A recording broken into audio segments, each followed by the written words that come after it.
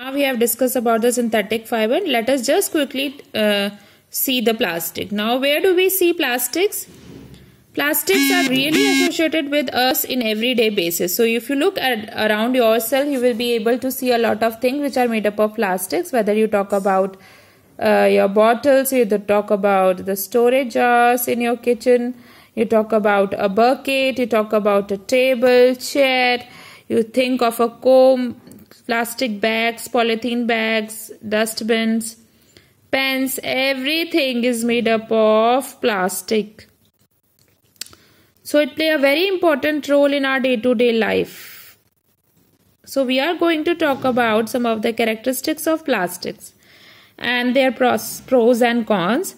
Some of the important properties of plastics are, and these properties made the plastic so popular to be used in all the everyday items. So if you look at anything, you will see most of the things are made up of plastics.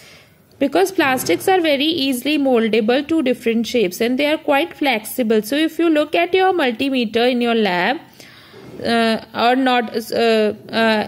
if you look at this wires, so outer layering of the wires or the outer covering here, it is also made up of plastics. If you look at the wiring sockets and all, so what is this made up of? They are also made up of some type of plastics. So plastics can actually take shape of any desired shape. It is reusable. If you see a plastic which has been used in one object, the same plastic can again melted and change into different shapes to be used for something else, because it do not get rusted or do not get corroded like metals do. Therefore plastics are durable and can be reused in different form. They are lightweight, they are not very heavy, poor conductor of electricity. They do not allow the electricity to pass through them. Therefore you see that all the wires covering, they are all made up of plastic. So you can touch it safely and do not get any electric shock. For electrical outlets or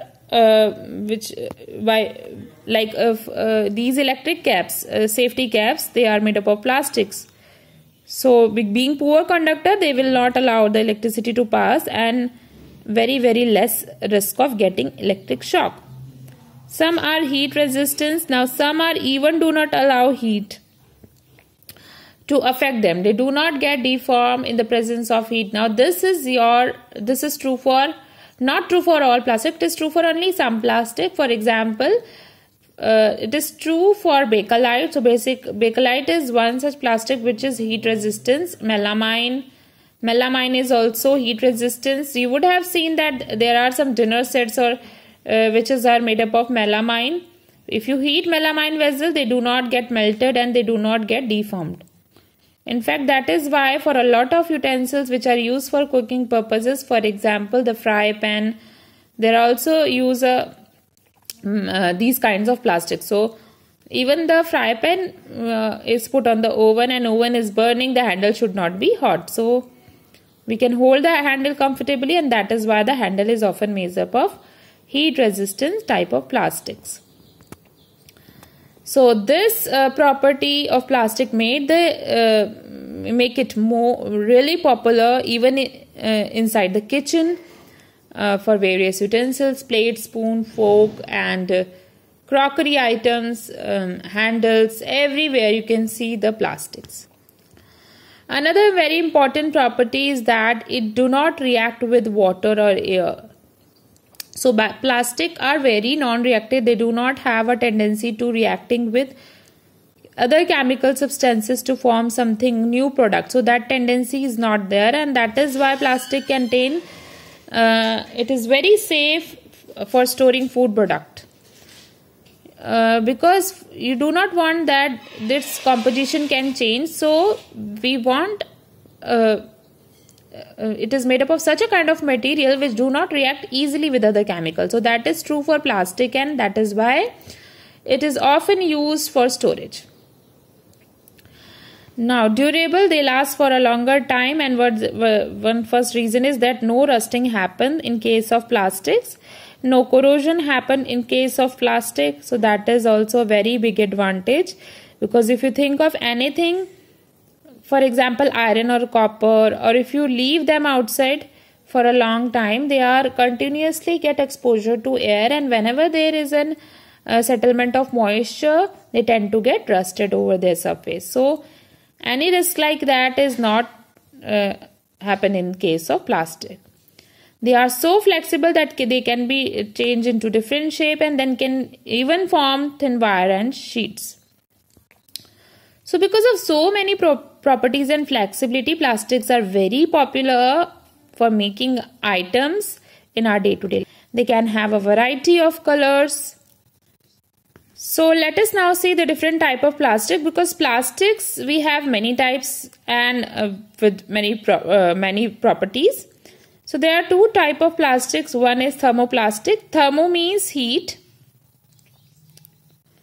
So these type of plastic, they get deformed on heating. So when you heat them, they either change their shape, they start melting, some change or some deformation happen. So they also bend easily, so change in shape in any form. Some examples of thermoplastics are polythene, which we often use in polythene bags, and another example is PVC, polyvinyl chloride. And where do we use them? These polyvinyl chloride, they are often used in these kind of plastic tubes like structures. So they are used for making pipes and pipe fittings, and they become rigid and flexible. They are rigid because of this. They are used in making pipes and all, but at the same time they are quite flexible. Right. So when you talk about this plastic or polythene bags, this is very commonly and used by all of us. Polythene consists of, what does it consist of? It consists of poly plus ethene, multiple units of ethene. So ethene is a monomer here, and many ethene together form a polythene. So you see so many different objects made up of thermoplastics, comb, toys, they are all made up of thermoplastic. So if you actually try to heat them, they will show some sort of deformation. However, there are some another set of plastic, that is some thermosetting plastic. So these plastics, they do not get deformed with heat, and that is why more important thing is the electrical appliances covering or the utensils. So whichever exposed to heat or electricity, they are made up of thermosetting plastic. So they, once molded, they do not deform on heating. Once molding is done, once plastic is deformed, but once it is taken its shape, after that it doesn't bend or it doesn't change its shape on being heated. So it is heat as well as fire resistant. So therefore, if you use these kind of plastics for making cooking utensils, so you can easily cook in them, because in these utensils nothing to be happen with these utensils. Or you can if you use the utensil made up of thermoplastic, as soon as you heat it, it itself gets started deforming and melting. So that become a problem. So some example of thermosetting plastics are Bakelite, melamine. So these are example of thermosetting plastic. So if you look at melamine, it is an organic base which contain a lot of nitrogen. Nitrogen content is very high in melamine. These days you would have seen that melamine dinner set, melamine plates, cups, saucers, everything. So you can actually heat those vessels directly. Again, Bakelite is a poor conductors and they are heat resistant. Therefore, they are used in electrical appliances. So whenever you are dealing with electrical appliances, you get an electric shock. So something which is made up of these things. Bakelite is used to make electrical things and radio cases and all. So it is also used for making kitchenware, because in that poor conductor of electricity is that is also good.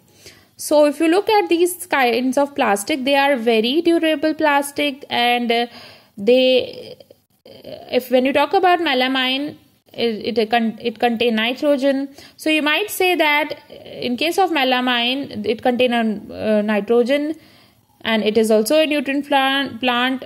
So why can't we extract nitrogen from melamine and use it as a fertilizer? Well, that is not very economical, because the process by which nitrogen is released from the melamine, it is extremely slow process. So it is not really economical as to use at a source of a fertilizer.